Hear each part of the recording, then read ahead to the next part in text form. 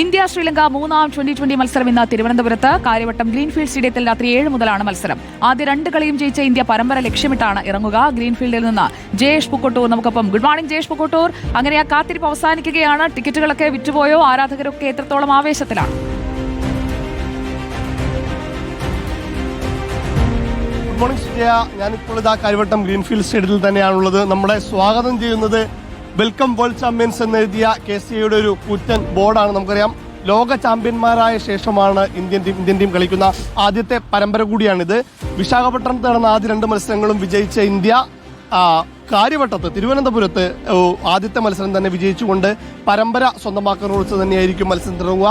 5 മത്സരങ്ങളാണുള്ളത്. 5 മത്സരങ്ങൾ ബാക്കി ശേഷിക്കുന്ന 3 മത്സരങ്ങൾ നടക്കുന്നത് കാര്യവട്ടം ഗ്രീൻഫീൽഡ് സ്റ്റേഡിയത്തിൽ തന്നെയാണ്. വലിയ പ്രതീക്ഷയോടെ തന്നെയാണ്. കാരണം ആദ്യ മത്സരത്തിൽ 7 വിക്കറ്റും 2ാം മത്സരത്തിൽ 8 വിക്കറ്റും വിജയിച്ച ഇന്ത്യ മികച്ച ഫോമിൽ തന്നെയാണ് ഉള്ളത്. ഒപ്പം തന്നെ ഷഫാലി വർമ്മയും സ്മൃതി മന്ദാനയും ഹർമൻപ്രീതും അടക്കമുള്ള സൂപ്പർ താരങ്ങളെല്ലാം തന്നെ ഇവിടേക്ക് വന്നിട്ടുണ്ട്. ലോകകപ്പ് വിജയിച്ച സംഘത്തിലെ എല്ലാവരും തിരുവനന്തപുരത്തേക്ക് എത്തിയിട്ടുണ്ട് എന്നുള്ളതും വലിയ പ്രത്യേകത തന്നെയാണ്. നേരത്തെ സൂചിപ്പിച്ച പോലെ തന്നെ ടിക്കറ്റ് വിൽപ്പനയെ കുറിച്ച് സംബന്ധിച്ച് ഇന്ന് മേലത്തെ ഡെക്കിൽ കാണികളെ പ്രവേശിപ്പിക്കുന്നില്ല. അതായത് ഇന്ത്യ ന്യൂസിലൻഡ് പുരുഷ ക്രിക്കറ്റ് ടീമിന്റെ മത്സരം കൂടി നമ്മുടെ കാര്യവട്ടത്ത് ജനുവരിയിൽ നടക്കാനുണ്ട്. അതുകൊണ്ട് അതിന്റെ സീറ്റിംഗ് പണികളും മറ്റുമൊക്കെ ആയിട്ട് മേലത്തെ ഡെക്കിൽ കാണികൾക്ക് പ്രവേശനമില്ല. താഴത്തെ ഡെക്കിൽ, അതായത് ഏകദേശം 18,000-ഓളം സീറ്റുകളാണ് വിൽപ്പനയ്ക്ക് വെച്ചിട്ടുള്ളത്. അതിൽ തന്നെ ഏറെക്കുറെ പകുതിയിലേറെ ടിക്കറ്റുകൾ വിറ്റുപോയിട്ടുണ്ടെന്നുള്ളത് തന്നെയാണ് നമ്മൾ മനസ്സിലാക്കുന്നത്. ജനറൽ ടിക്കറ്റിന് 250 രൂപയും ഒപ്പം തന്നെ സ്ത്രീകൾക്കും വിദ്യാർത്ഥികൾക്കും 125 രൂപയുമാണ് ടിക്കറ്റ് നിരക്ക്. എന്തായാലും ഇന്നത്തെ മത്സരത്തിലേക്ക് വരുമ്പോൾ തികഞ്ഞ പ്രതീക്ഷയിൽ തന്നെയാണ് ഇന്ത്യ ഉള്ളത്. കഴിഞ്ഞ ദിവസം രാത്രിയായിരുന്നു ഇന്ത്യയുടെ പരിശീലനത്തിന് നീങ്ങിയത്.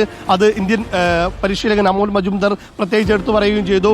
ഡ്യൂ ഫാക്ടർ അടക്കമുള്ളവ മനസ്സിലാക്കാൻ വേണ്ടിയിട്ടാണ് രാത്രിയിലെ പരിശീലനം ഇന്ത്യ തെരഞ്ഞെടുത്തിരുന്നത്. കാരണം മഞ്ഞുവീഴ്ച ഉൾപ്പെടെയുള്ളവ ചേസിങ്ങിനെ ഏതെങ്കിലും തരത്തിൽ ബാധിക്കുമെന്നുള്ള കാര്യത്തിലാണ് മത്സരത്തിലേക്ക് നോക്കുന്നത്. ഇനിയിപ്പോൾ പിച്ചിലേക്ക് നോക്കുകയാണെങ്കിൽ 2 പിച്ചുകളാണ് മാണ്ഡ്യ ഒപ്പം തന്നെ വടകര പിച്ചുകളാണ് ഇവിടെ മത്സരത്തിനായി സജ്ജമാക്കിയിട്ടുള്ളത്. അതിൽ തന്നെ മാണ്ഡ്യ പിച്ചിലായിരിക്കാനാണ് കളി കൂടുതൽ സാധ്യത എന്നുള്ളത് തന്നെയാണ് നമ്മൾ മനസ്സിലാക്കുന്നത്. ഇവിടെ മുൻപ് നടന്ന പുരുഷ മത്സരങ്ങളിലെല്ലാം തന്നെ അത്തരത്തിൽ മാണ്ഡ്യ പിച്ചിൽ തന്നെയായിരുന്നു ഇന്ത്യ കളിച്ചുകൊണ്ടിരുന്നതും ശ്രദ്ധേയം തന്നെയാണ്. വനിതാ ടീം ഇതാദ്യമായിട്ടാണ് ഒരു ഇന്റർനാഷണൽ മത്സരം, വനിതാ മത്സരം ഇവിടെ കാര്യവട്ടത്ത് നടക്കുന്നു എന്നുള്ളൊരു പ്രത്യേകത കൂടിയുണ്ട്. എന്തായാലും വലിയ ആവേശത്തോടെ തന്നെ മത്സരത്തിനായി കാത്തിരിക്കുകയാണ് കേരളത്തിലെ എല്ലാവരും, ലോക ചാമ്പ്യന്മാരെ വരവേൽക്കാനായി. Okay, thank you Jayesh Pukkottoor. കൂടുതൽ അപ്ഡേറ്റുകൾക്കായി വീണ്ടും എത്താം നമുക്ക് ജയേഷിലേക്ക്. കാര്യവട്ടത്തെ കളി നമ്മൾ ഇന്ന് ആവേശമാക്കി മാറ്റും.